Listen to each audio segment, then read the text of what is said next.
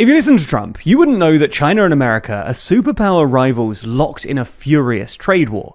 Ahead of Thursday's much-anticipated meeting in South Korea, with a fragile trade truce teetering, Trump hailed Xi Jinping as a great leader of a great country.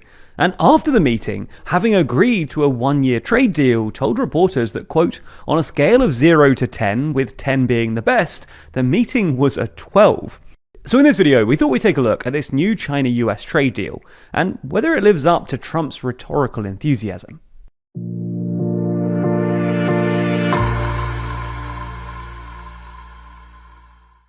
Never miss an episode, and always feel in the loop by subscribing and ringing the bell.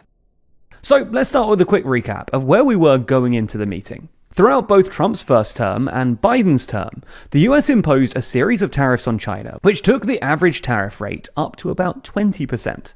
China responded with its own tariffs, taking the average rate on US imports up to about 20% as well.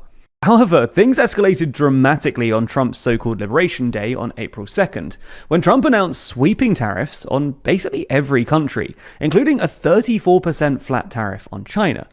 China retaliated by matching Trump's tariff rate, sparking a tit-for-tat trade war that climaxed with the US imposing a 145% tariff on China, and China imposing a 125% tariff on the US.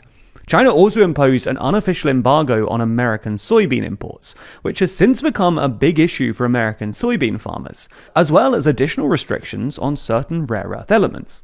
For context, rare earth elements are needed for a number of advanced technologies, and China dominates across the entire supply chain.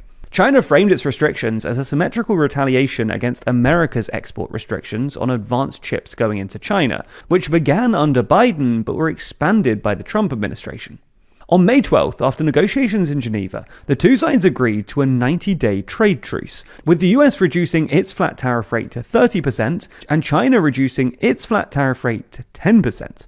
According to analysis by the Peterson Institute for International Economics, when combined with pre-existing tariffs, these flat tariffs took America's average tariff on Chinese goods to about 58% and China's average tariff on US goods to 33%.